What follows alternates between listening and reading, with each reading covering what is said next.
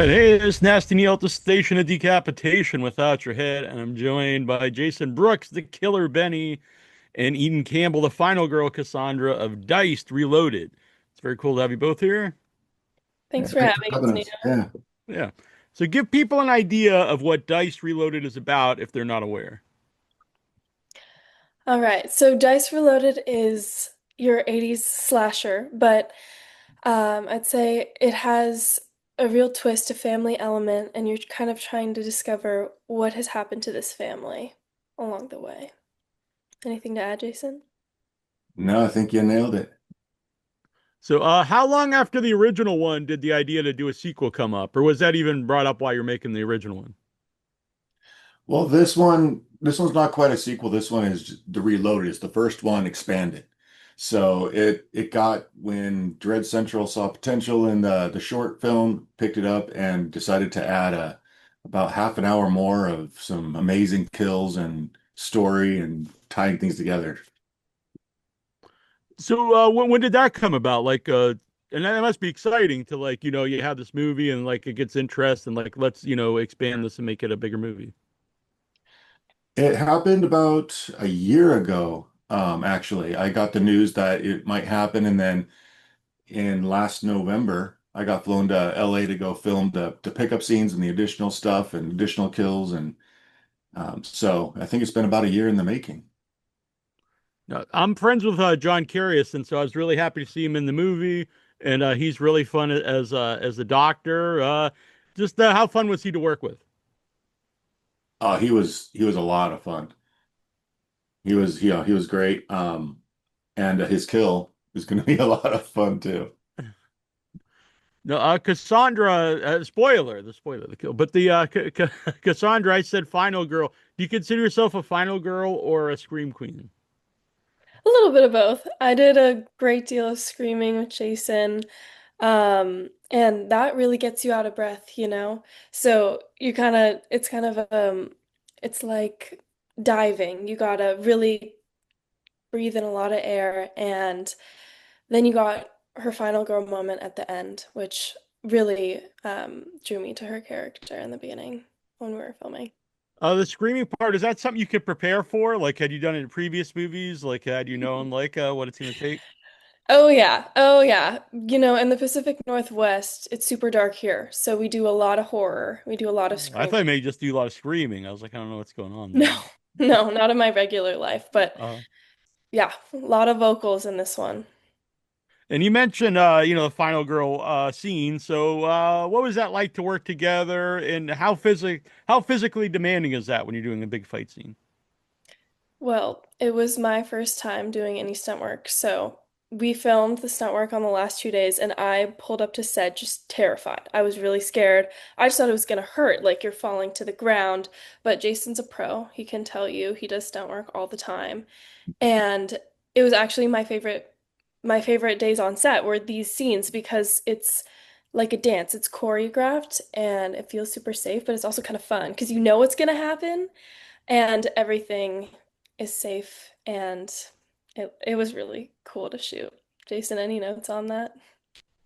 No, thank you for that.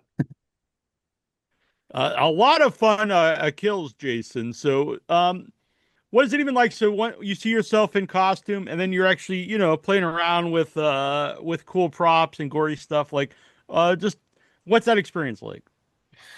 Oh, it's a lot of fun. My partner Naomi and I own a special effects company. We did the effects for the film for the majority.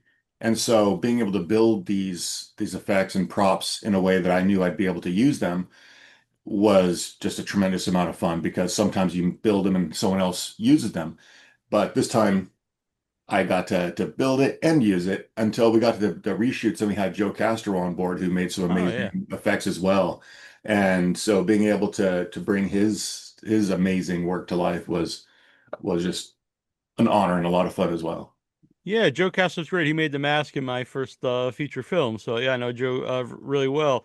And something Joe always talks about is he gets upset if people don't shoot his stuff well. He's Oh so yeah. as you are someone who actually does the effects, how helpful is that since you know how it's going to be shot and how it's going to be handled? it was very helpful. And Joe actually came up to me during shooting and said, thank you for bringing this to life and doing it the right way, being able to move items that are, inanimate objects and move them in a way that makes them look like they're alive and moving and things. So it was a great partnership to be able to know how to puppeteer some of these things while looking like you're doing something horrible to it and bring more life to it rather than just having a static prop. So I think when you bring those two elements together, amazing artistic special effects and good puppetry and acting, I think it really sells it. Eden, have you seen the finished movie? Oh yeah. I What just I just watched it. what did you think? Seeing it all put together. Obviously, you're there, but it's different seeing it edited together and the score and everything. Oh yeah, and thank goodness, because I'll be on set and when I watch other people doing their shots, when I'm just waiting around, I'm like, it looks great. But when I'm in front of the camera, oh goodness, sometimes I'm like, I don't know if I delivered that correctly, but the director always knows when we've got the shot. And the editor was amazing. So seeing it all put together was incredible. And Jeremy Rudd, the director, had either of you worked with him before? No, had you, Jason? Nope, I hadn't. He contacted us about the special effects, and I was able to worm my way in as the the killer. Yeah. And you were great as a killer. And do you like consciously play the role differently when you're in like the handmade mask, and then later in the movie when he has like his actual mask? Um, a little bit, a little bit. A lot of it is just based around being kind of an 8-year-old boy and kind of Yeah. like having that kind of mindset and this playfulness and curiosity about what I'm doing and not knowing right from wrong, really, and kind of going from there. So, and it's having a lot of fun with what I'm doing.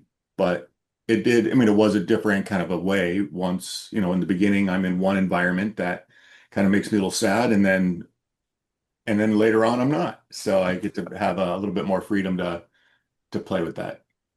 And Eden, you mentioned 80 slasher, and like slasher's always been around, but it seems like the last 10 years or so they've really made a comeback. Well, why do you think that is? I think we're always looking back into some decade. And, that's what I love so much about the movie is when I watched Dice Reloaded with my parents, they were like, oh, I used to have that alarm clock. Or my mom was like, oh my goodness, my sister used to do her hair like this. I thought it was the coolest thing ever because I adored her. And I get to enjoy the movie because I'm a teenager and it's about a teenager. So I think that's part of the draw, and it's thrilling. There's a lot of slashing, literally, in the movie. Yeah, and bashing. Hmm. It could be a That too. basher at some That point. too. Yeah. So you probably weren't even alive in the 80s, I assume. No, I All don't right. think so. I was. So yeah, I remember that very well. But and Hmm. and it's cool that there's been, because obviously we all love Jason, Freddy and everything, but there's been a real rise in new slashers. It's not just always the same people over and over. Very true. Yeah. And so what do you think about that, Jason, donning a new slasher? I love it. I always love being a character or a creature in a movie, and I could not agree with you more about those 80s slashers. Just like, Michael Myers came, then Jason followed and everything. They're very similar, but they have different styles. But it kind of bred this whole decade of killers, right? And then we kind of have this dry spell for a while. And I kind of look at it like music. We had a lot of great rock and roll, and then we had this, like, it kind of got stale for just a minute, and then grunge came out, and then it redefined, new things started coming.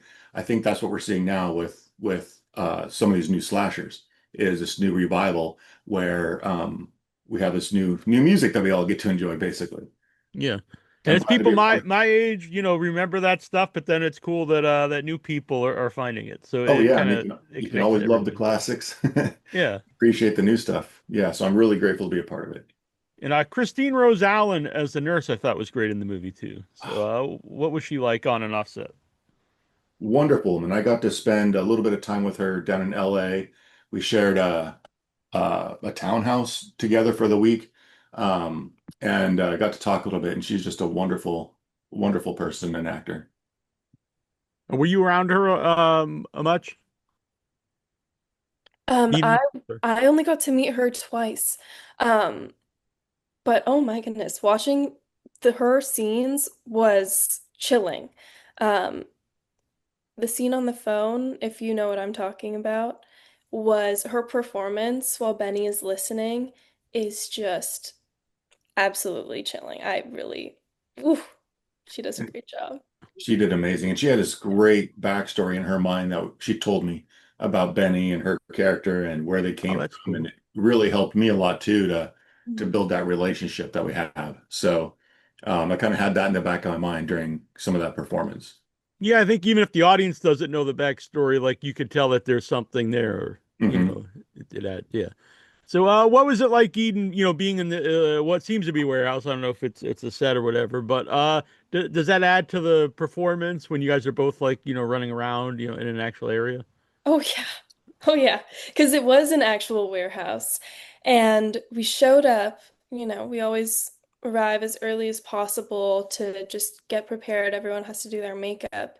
And so we're hanging out in this warehouse for a few hours and it starts to set in, because it's it's creepy. There's no one in there except for us, and it's huge. So that certainly set the scene for me. And is a Teddy soda a real soda, or that was what was in It the is. warehouse? Okay. It's real. I need to find some. I've never heard of it. So, Eden, who is your favorite slasher? Besides Diced, obviously. Besides Benny. You mean another movie? Yeah. I love Scream. It's a total classic. And I love the Drew Barrymore scene at the beginning, and I think it's a great slasher. Just it's set out to be a great horror movie, and it stuck to that. And Benny, do you have a favorite? Jason, I'm sorry. Yeah, I like Friday the 13th. Jason has always been my go-to. And I want to mention Death to Snow White. I was a big fan. I had you on for that movie too. Yeah, thank you. Check that out. And also Dice Reloaded, select theaters August 8th, and then video on demand on the 12th. So thank you both for coming on. It was a really Thanks for fun having movie. us. Hope Thanks for people check it having out. us. Yeah. And congratulations on the film.